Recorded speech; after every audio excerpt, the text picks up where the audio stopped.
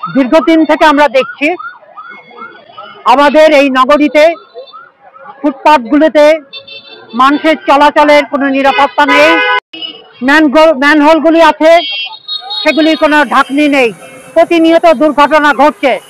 এ বিষয়ে অনেক লেখালেখি হওয়া সত্ত্বেও সিটি কর্পোরেশনের অবহেলা, আর এই অবহেলার কারণে রাজশাহী কলেজের শিক্ষার্থী জুলাই যোদ্ধা ইয়াসির আরাফাত এখানে পড়ে আহত হয়েছে। আজকে সে সংজ্ঞাহীন অবস্থায় হাসপাতালে।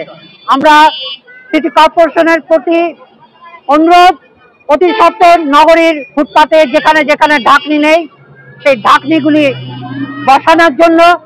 এবং আমরা শুনেছি কিছু ব্যক্তি এই ঢাকনিগুলোকে চুরি করে নিয়ে যায়। কি মানবিকতা! এগুলি যেন বন্ধ হয়।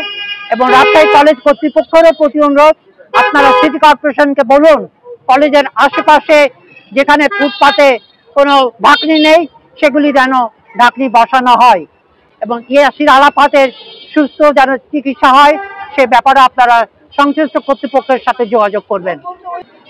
আমরা জানি যে একটি মহানগরীর নাগরিক সুবিধা প্রণয়নের জন্য সিটি কর্পোরেশন খুবই গুরুত্বপূর্ণ ভূমিকা পালন করে, কিন্তু আমরা দীর্ঘ 1 থেকে 2 মাস যাবত দেখে আসছি যে রাজশাহী কলেজের আশেপাশে সহ রাজশাহী নগরের বিভিন্ন পয়েন্টে ম্যানহোলগুলোর ঢাকনা খোলা রয়েছে। এতে সাধারণ নাগরিক এবং শিক্ষার্থীরা ম্যানহোলের মধ্যে পড়ে গিয়ে আহত হচ্ছেন এবং ক্ষতির সম্মুখীন হচ্ছেন।